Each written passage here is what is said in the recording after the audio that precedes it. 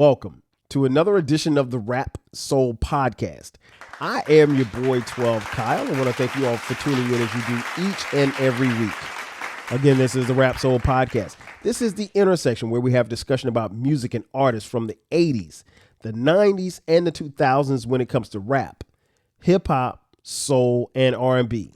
Simply put, folks, this is the best music podcast that you've never heard until right now. Again, I want to thank you all for tuning in as you do each and every week. Shout out to those of you who are watching on YouTube. You see the title, Happy Birthday to Hip Hop. At the time of this recording, the day that this episode is being released, August 11th, 2025, it is officially the 52nd birthday of hip hop. So we want to say happy birthday to hip hop. It has widely been recognized that hip hop started on Sedgwick Avenue at a party that was hosted by a young DJ by the name of Clive Campbell. He went by the name Kool Herc. Shout out to Kool Herc. We appreciate you. We love you. And thank you for your contributions to this genre. But it's widely recognized that hip hop was started that night. Clive Campbell had an idea to raise some funds for some back to school supplies, I think for his sister or something like that. And he had a party jam in the basement. And that's where it's widely been recognized that hip hop started on Sedgwick Avenue in the Boogie Down Bronx, 1973. Now, what's interesting to me and now to you is that maybe about, I don't know, a good 25 miles away from the Bronx, there was a child in Newark, New Jersey that was 8 months and 2 days old. His name, 12 Kyle. So I've been around as long as this genre has been here. Now, granted, I'll be honest, I didn't know much about hip hop and let's just don't get it twisted. It wasn't even referred to as hip hop back then. It was rap, right? I did not get introduced to rap probably until somewhere around 79, 1980 with the Sugar Hill Gang with Rapper's Delight. And so my journey with this genre goes back that far, but I wasn't there day one. I'm not even going to sit here and tell you that. I was around day one, but again, I was in a crib somewhere in Newark, New Jersey, being very oblivious to the fact that this music genre was being started by Clive Campbell, aka Kool Herc. Nonetheless, again, it's turning 52 today. And I wanted to take some time out to wish hip hop a happy birthday and ask a couple of questions of myself as well as you, the listeners and the viewers, because I think it's very important. Hip hop is something that has obviously, like I said, been around for a while. It really has it hasn't shown any signs of slowing down. I often talk about how as a young kid, especially as I got into, my young adolescent years of late elementary school, middle school, when I was really falling in love with the genre, falling in love with rap music more specifically, it was such a novelty. I mean, like, you just didn't know, that if it was going to be around for a long period of time, because the knock that we always heard was that, oh man, hip hop is just going to be like, I'm sorry, they said, oh man, rap is just like dance, or it's just like disco. It's only going to be around. It's going to be like breaking. It's only going to be around for a little while. Nobody's going to break dance their whole life. Nobody's going to play disco their whole life. It'll be gone in 3 years. And that's what we heard. And so a young 12 Kyle really would go to school and come home and hope that rap or hip hop in this particular instance was still there. Because we had no way of knowing if it was going to be there or not when you got home from school. Funny thing to think about, but that's how we thought in the mid 80s. Nonetheless, it stuck around and it's still going to this day, and it evolved from rap into hip hop. So, I do have some questions. One question I have is, why is hip hop important to you, or is it important at all? For me to answer that question, hip hop is everything. It is extremely important to me because it is something that I've literally grown up with my entire life. in my formative years, a lot of what I did, a lot of what I accomplished was, I would say, inspired by, motivated by, or hip hop was right there. And it's always been something that has been there for me, for lack of a better term, like a friend. And it's always been important to me. I think one of the things that I always loved about hip hop was that it pushed me to open up, and it pushed me to expand beyond my surroundings, beyond my hometown of Florence, South Carolina. It inspired me to be better. It entertained me. It kept me out of trouble. It kept me doing things that I like to do. And no matter what was going on in the world, I could always turn to hip hop, and I could always get something from it. And I think that says a lot, because I don't know that you could say that about a lot of different genres of music. Now, some people can. I don't look at any other genre of music the same way that I look at hip hop. Hip hop is something that was made by people that look like me. It was made by young people that look like me. It was made by people who, made literally and figuratively made something out of nothing. Now hip hop is a multi-billion-dollar, thing. It is a culture. It is a way of life. It has been capitalized and scrutinized and monetized and any of the eyes you'd want to use. But it's important to me. It's always been important. I don't necessarily know that I'll ever, quote unquote, outgrow hip hop, because you can't outgrow something that grew with you. So that's where I am with that. Another question that I have is, where would you be without hip hop? Do you think that you would be where you are if hip hop didn't exist? The answer for me is very simple. No, because hip hop in a lot of ways saved me. And I don't mean like in the church form of saved me, or that I was going to be, a career criminal or anything like that, or I was going to sell drugs for the rest of my life. But hip hop gave me an outlet. It gave me a space to exist. And it gave me something that I think a lot of kids in my era didn't have: a chance. Now, I love hip hop. I love hip hop. Hip hop is in me. I am hip hop. But I'll tell you this: I never had a desire to rap one bar. As much as I love the genre, as much as I love rap music, as much as I love the albums that I grew up on and the songs that I grew up on, all million of them, there's never been a desire for me to rap. I did rap. I did record a rap song. Shout out to my boy Jay Fresh. That song is still somewhere on a floppy disk in his ASR 10. And I told him if that music ever saw the day of light, I'd choke him out. Because only he and I have only ever heard that recording. It was a song called Drop That Booty. But that's beside the point. Nonetheless, I had no aspirations to be a rapper. But I will say this much: I am very much in awe and have a lot of respect for those who do, because I understand that it's very, very difficult. It's not an easy thing to do, and your art is always subjective. So even now, in this space that we operate in 2025 at the time of this recording, I don't necessarily know that I would have been able to handle some of the pushback or feedback or trolling that goes on with today's fans and how they consume music.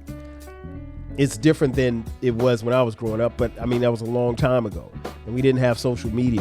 All we had was the music, and quite honestly, I thoroughly enjoyed just having the music without all of the talking going on. But it is what it is.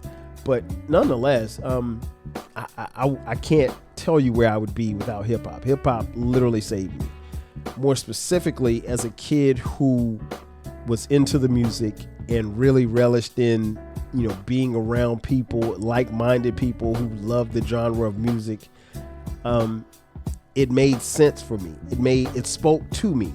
And I've often said this, and I always get dirty looks when I say this, but and I'm going to say it here on this podcast. I personally think that hip hop spoke to me the way that gospel music speaks to people who are, who listen to gospel music that are in the church. Gospel music never spoke to me the way that hip hop did. And there's no knock on gospel music. I'm someone who grew up in the church, and I still go to church from time to time, and I'm very spiritual, very much a religious cat. But the music doesn't move me the same way. It just doesn't. I mean, like, you can play 10,000 gospel songs, and I'll clap my hands, I'll tap my feet, but it's not the same. You put on Eric B. as president, and I'm going to whop it out. You put on Straight Outta Compton, and I'm gonna be jamming. You put on, an Uncle Luke song, and I'm gonna be jamming. You put on a Jay-Z song, and so forth and so on, all the way down the line. So, no, it doesn't do much for me. But that's what this always did, and it always has spoken to me. And it's, in a lot of ways, it saved me. And I flash back to the time when my parents got divorced. I think at that particular time, hip hop was definitely there for me, because if I didn't have hip hop at the time, there ain't no telling what I would have done, because the divorce came out of nowhere. But I felt like, it was there for me, and it continued to be as I got older. It doesn't mean that I wasn't ever frustrated with hip hop, because I have been, and I've spoken quite vividly about, my frustrations with hip hop and rap, and how the music and the genre has changed, and changed for the worse. I'm not even gonna hold you. It's in a lot of ways it has changed for the worse, and in some ways it's not the same hip hop that I grew up on, because face facts, folks, I'm 52 at the time of this recording. I'll be 53 in December, right? But the cool part about it is I have an era of music that I listen to, and I can always go to that music, and I can always listen, and that music will always be there. That music that helped formulate who Young 12 Kyle would be is still there. So I can always tap into that music. That music is never going anywhere. Even if hip hop fell off the face of the earth right now, I still have that music in my possession, and I hold it very dearly and closely to my heart, as many of you do with your music. And so it's never going away. The last question I had is, how far can hip hop go? That's a great question. I really don't have a great answer for it, because hip hop can go as far as the people who are in it will go. Now, here's the thing. Within hip hop culture, everybody that's in hip hop culture ain't hip hop. That's pretty clear if you open your eyes. That being said, it's up to people who are in hip hop's culture to cultivate the culture of hip hop, if that makes sense. And that has to happen continually. You have to uplift and push the platform. You have to push the music that you're going to put out. You have to be supportive of the music that you put out. You have to be willing to accept a lot of the music that's being put out. You also have the right to be critical about the music that's being put out as well, because quite frankly, some of the music that's being put out in hip hop isn't as good as it should be. But if you're a fan, and if hip hop runs through your veins, then you have every right to say what it is that you feel about why the music and the genre isn't where you think it should be. But it could go, there's no telling where it could go. I mean, like, I never thought I could be watching an NBA game in Salt Lake City, Utah, on a TV channel, and you could hear Hypnotized by the Notorious B.I.G. being played over the loudspeakers in that particular arena. I would have never thought that would happen. If you told me it happened in Atlanta, at the stadium in Atlanta, at State Farm Arena, or if you told me that it happened in Madison Square Garden for the New York Knicks, okay, that's cool. That's acceptable, because, Atlanta, New York, but Utah, Salt Lake City, Utah, home of, John Stockton and Karl Malone. No, I would have never guessed. But Biggie, the Notorious B.I.G. famously once said, "You never thought that hip hop would take it this far." Hip hop can go so far. It's come a long way, but it's got even farther to go. And where it goes, it really depends on not so much as my generation, but the generation that has followed us. Because for my generation, I think it's pretty safe to say, like, our hip hop ain't going nowhere. Like, we're still going to go see the people that we like to see when they come out on tour. In fact, just last night, I was at a concert for Little Brother. Shout out to Little Brother, they're on tour right now. They are on their final tour as far as they're concerned. And I saw him here in Atlanta. Shout out to the homie King Germ, who came through from Pod and Saved Our Marriage. King Germ drove up from Tallahassee to come see, Little Brother. And what's weird is that I've known King Germ for almost 10 years now and never met him in person. Finally got a chance to meet him and hung out with him last night at the concert. My homeboy Ryan from my crew from back home, he was here. He was there as well, so we all hung out. Shout out to Be Easy. Be Easy came through as well, and Chuck the Gambler. So we all were kicking it at the Little Brother concert, and that's the thing that I always loved about hip-hop, was that hip-hop has an innate way of bringing people together from all different walks of life. Even last night in that crowd, I could see white people, black people, Hispanic people, Asian people. I mean, straight, gay, LGBTQIA, a little bit of everybody. And everybody was in there to jam with Little Brother. Now, if you're watching this or you're listening to this, you don't know who Little Brother is, do yourself a favor and find out. They're a tremendous rap group, and I love them. And I've been a fan since day one. And so, but I love the fact that over my time, hip hop has been able to take me to places that I would eventually go to. And then sometimes it takes me to places I've never been before. I've never been in Marcy Projects before. I've never been in Cabrini Green projects. I've never been in the jungles in LA. But you listen to the music, and the music from these artists brings you to those places. And I never knew where Compton was. When Eazy said he was straight out of Compton, I didn't know what Compton was or where it was. Of course, you could use points of reference, but there was no internet back then, so I couldn't just look it up, right? But those artists from those different parts of the United States and quite frankly across the world have brought us together to really immerse ourselves into this music and this genre. And it continues to happen each day. And I'm thankful for that, because it wasn't always like this. I mean, there were times where hip hop was very ugly. There was times where hip hop was very dirty. The business of hip hop has not always been kind to its artists. Q-Tip from A Tribe Called Quest famously said, industry rule number 4080, record company people are shady. That ain't changed. They still are shady. But, it's been a pleasure to watch some of these artists grow. We've lost quite a few artists, and I've talked about it on this podcast as well. But more specifically, it's been a blessing and a beauty to watch people like myself who were young and very eager to take on the world, and we had a little battery in our back called hip hop, and it propelled us to do things that we didn't think we could do. It was that time where a young 12 Kyle who was lifting weights, getting ready to play a game for South Carolina State University, put on some DMX or some Jay-Z or some Poison Clan, and was able to finish his lift or finish his workout because he was motivated by the music that he was listening to. And it helps. It does so much. And I can honestly say there's never been a day in my life since I've became of age where I didn't listen to any hip hop. Never. That day I'm going to listen to some hip hop every single day. A day that I don't listen to hip hop is the day that I'm probably not around anymore. It's been that important to me. So those questions I wanted to ask to you, I want you guys to kind of think about what it is that I asked, because I think it's important. And I think, if you look at yourself, you have to ask yourself, well, what did it do for me? Or what is it doing for me? What has it done, and what can it do? And then more importantly, how far can hip hop go? It's gone so far, but it's still miles and miles. We've got so many more years. Again, it's only 52 years old. That's relatively young when you think about how long jazz has been around, rock and roll, country music, the whole nine. And so R&B as well.